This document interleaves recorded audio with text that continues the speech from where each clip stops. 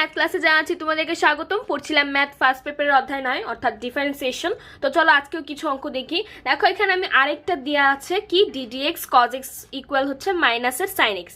এর আগের ক্লাসেও আমরা এক্স এর সাপেক্ষে অন্তরীকরণ দেখেছিলাম। এখানেও হচ্ছে এটা আমার কোশ্চেন থাকতে পারে মূল নিয়মে এক্স এর সাপেক্ষে কজ এক্স এর অন্তরজ। ঠিক আছে,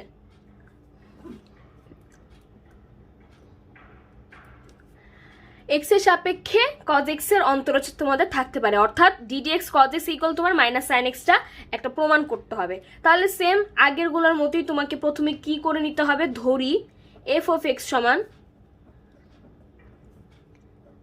কজ এক্স। ঠিক আছে, তারপরে F of x plus H সমান হচ্ছে কজ এক্স প্লাস এইচ। সবগুলোর ক্ষেত্রে একই নিয়ম প্রথমে হবে। তারপরে হচ্ছে আমরা জানি d d x f of x equal হচ্ছে limit h tends to 0 f of x plus h minus f of x, নিচে হচ্ছে এইচ। সবগুলোর ক্ষেত্রে এই লাইনগুলো হচ্ছে একদম কমন, সবগুলো অন্তরজের ক্ষেত্রে এটা তোমাদের মনে রাখতে হবে। তারপরে আমরা কি করব, দেখো যেগুলো ধরে নিয়েছিলাম সেগুলো মান বসাতে থাকবো। এফ অফ এক্স এর মান আমরা কি ধরে নিয়েছিলাম, কজ এক্স ইকুয়াল হচ্ছে লিমিট এইচ টেন্স টু 0। এখন দেখো f of x plus h এর মান কত, cos x plus h minus f of x এর মান কজ এক্স, নিচে তো এইচই থাকবে। তো এখন আমরা কি করব, দেখো লিমিট এইচ টেন্স টু 0, এটা কিন্তু একটা সূত্র বসে গিয়েছে, কস সি মাইনাস কস ডির সূত্র। কস সি মাইনাস কস ডির সূত্র কি, আমি যদি এখানে একটু লিখি, কস সি মাইনাস কস ডির সূত্র হচ্ছে 2 সাইন সি প্লাস ডি ভাগ 2 সাইন ডি মাইনাস সি ভাগ 2। ঠিক আছে, তাহলে এই সূত্রটা হচ্ছে আমরা এখানে অ্যাপ্লাই করব। দেখো cos C minus cos D সূত্র যদি আমরা এখানে অ্যাপ্লাই করি তাহলে কি হচ্ছে, এখানে 2 সাইন সি প্লাস ডি, এটা হচ্ছে সি এক্স প্লাস এইচ আর এক্সটা হচ্ছে ডি ভাগ 2 into sine C minus D minus C. আচ্ছা, x minus x minus A, দেখো এটা ডি আর এটা সি, তাহলে এক্স ডি মাইনাস সি হলে এক্স মাইনাস হচ্ছে সি এক্স প্লাস এইচ, তাহলে সামনে মাইনাস থাকার কারণে এই প্লাসটা মাইনাস হয়ে যাবে, ভাগ হচ্ছে 2, নিচে তো এইচই থাকবে।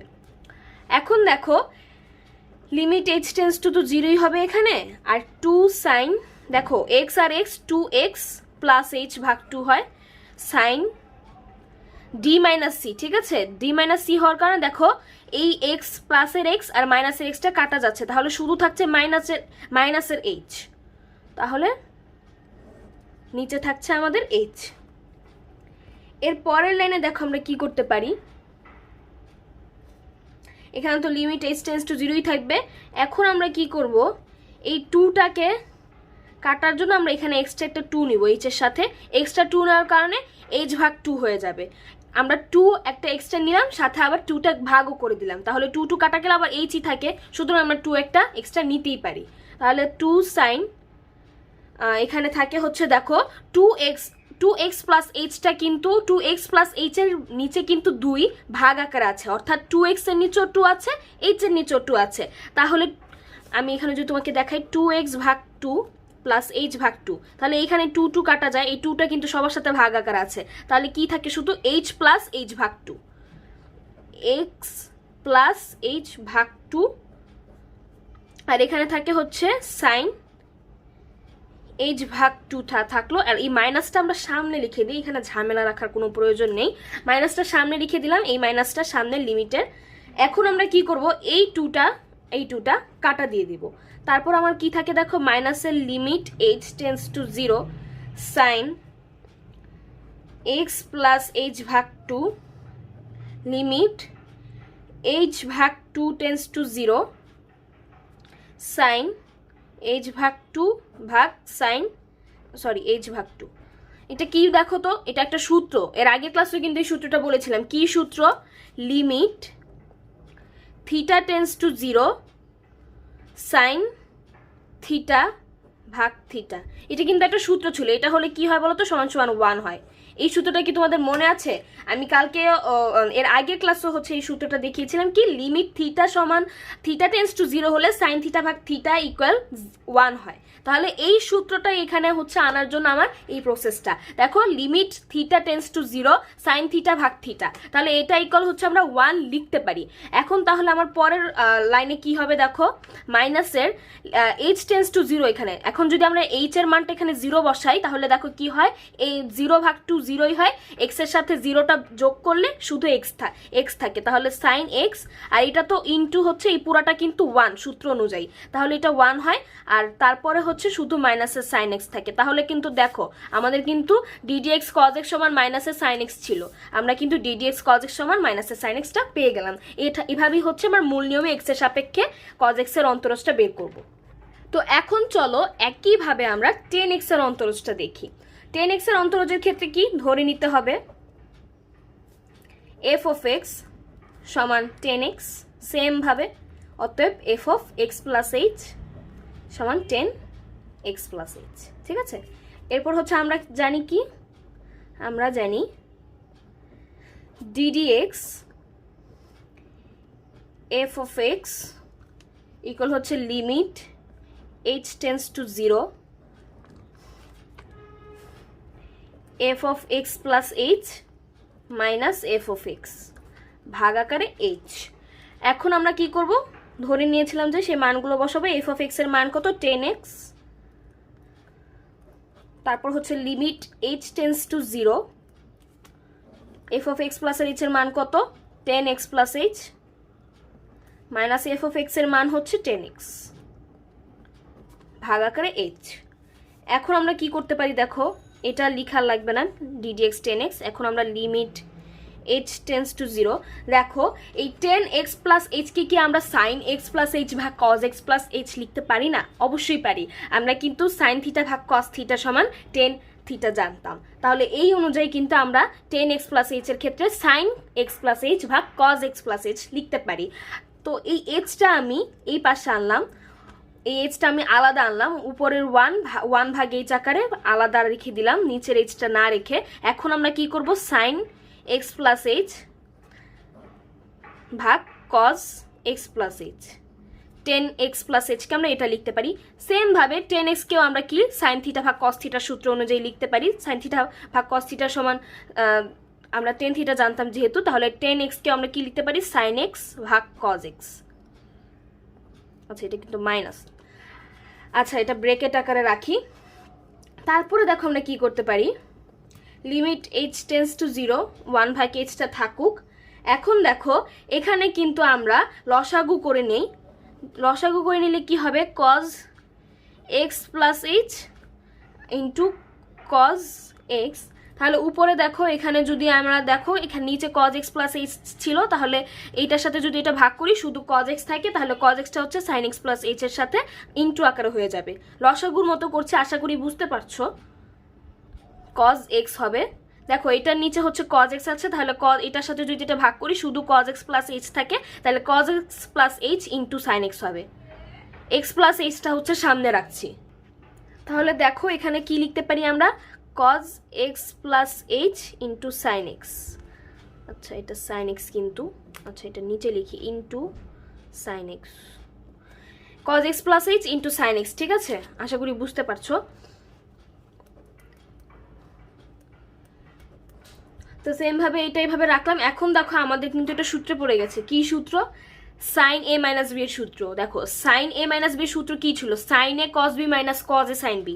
এটা কি সেইভাবেই ফর্মেটটা আছে না, দেখো তো sign A cos B minus cos A sine B, তাহলে এইটা সমান আমরা কি লিখতে পারি, সাইন এ মাইনাস বি।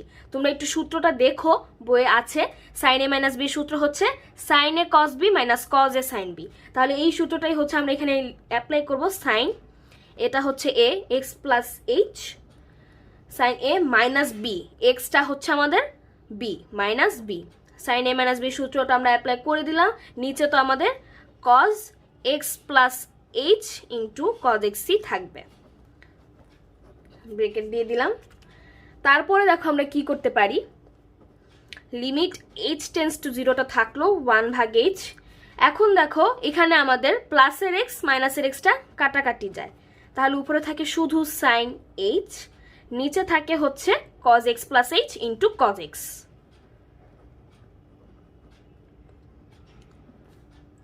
তারপর আমরা কি করব, এখন লিমিটটা সবার সাথে দিয়ে দিই, এইচ টেন্স টু জিরো। দেখো সাইন এইচ ভাগ এইচ, এটার সাথে হচ্ছে আমরা সাইন এসটা আনবো, 1/h এর সাথে যদি আনি সাইন এসটা তাহলে 1 এর সাথে গুণ হয়ে যাবে সাইন এইচ ভাগ h into limit h tends to zero. Sine এসটা যদি এটার সাথে চলে যায় তাহলে শুধু থাকে এখানে হচ্ছে 1 cos x plus h into cos x, তাহলে 1 cos x plus h into cos x.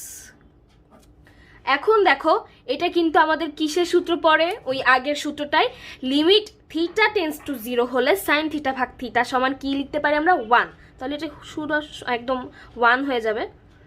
আর এখানে থাকে হচ্ছে limit h tends to zero 1 দেখো এইচ এর মানটা যদি আমরা 0 বসাই, এইচ টেন্স টু জিরো কিন্তু এখানে এইচ এর মানটা 0 বসালে শুধু হয় কজ এক্স, জিরোর সাথে এক্সটা যদি যোগ করে দাও শুধু থাকে হচ্ছে কজ এক্স, তাহলে উপরে 1 নিচে থাকে হচ্ছে কজ এক্স, আর এই দেখো শুধু ইন্টু কজ এক্স, এখানে এইচ নাই তাই কিছু বসাইতে হবে না, শুধু কজ এক্সটাই থাকবে ইন্টু কজ এক্স।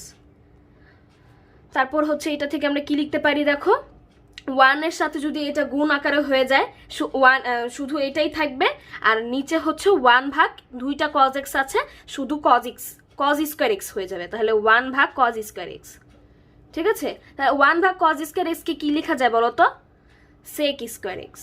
এটা কিন্তু আমরা জানি 1 কজ স্কোয়ার এক্স এর কে আমরা সেক স্কোয়ার এক্স লিখতে পারি। এটাই হচ্ছে আমাদের 10 এর অন্তরজ, 10x এর অন্তরজ। তাহলে 10x এর অন্তরজ আমরা কিন্তু সূত্র জানি 10x সমান হচ্ছে সেক স্কোয়ার এক্স, তাহলে 10x এর অন্তরজ আমরা পেয়ে গেলাম। তো চলো একইভাবে আমরা কট এক্স এর অন্তরজ দেখি। কট এক্স এর অন্তরজের ক্ষেত্রে কি প্রথমে হচ্ছে সেম জিনিসগুলোই করতে হবে, ধরি এফ অফ এক্স সমান কট এক্স, তারপর হচ্ছে অতএব F of x plus H সমান হচ্ছে কট এক্স প্লাস এইচ। ওকে, তারপর হচ্ছে আমরা কি জানি, আমরা জানি ddx f of x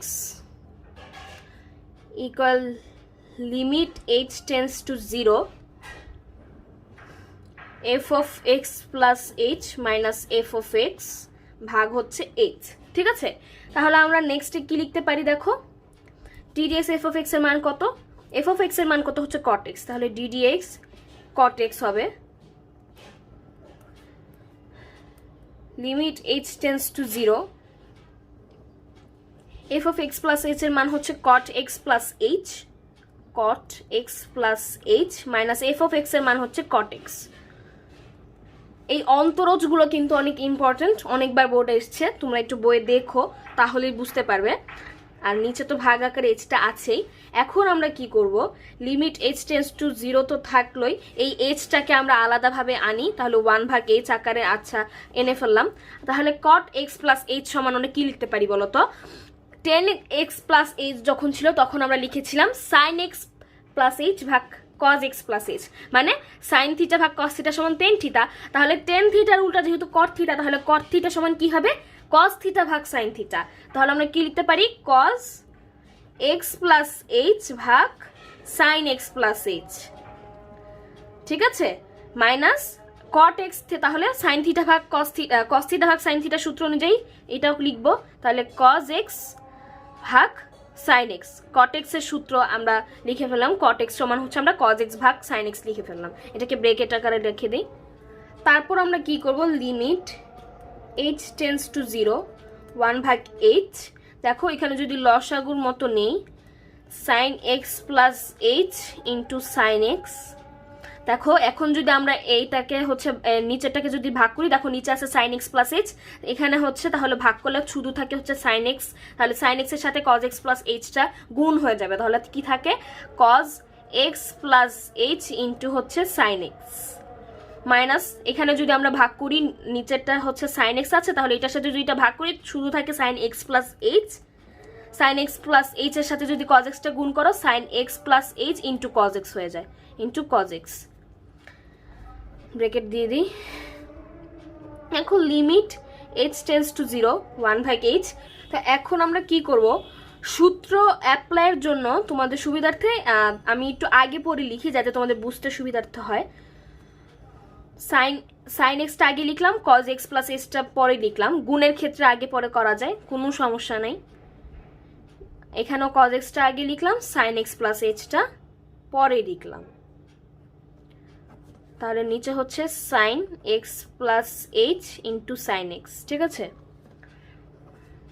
এটা ব্রেকেট থাকলো, এখানে জায়গা নেই, দরকার নেই।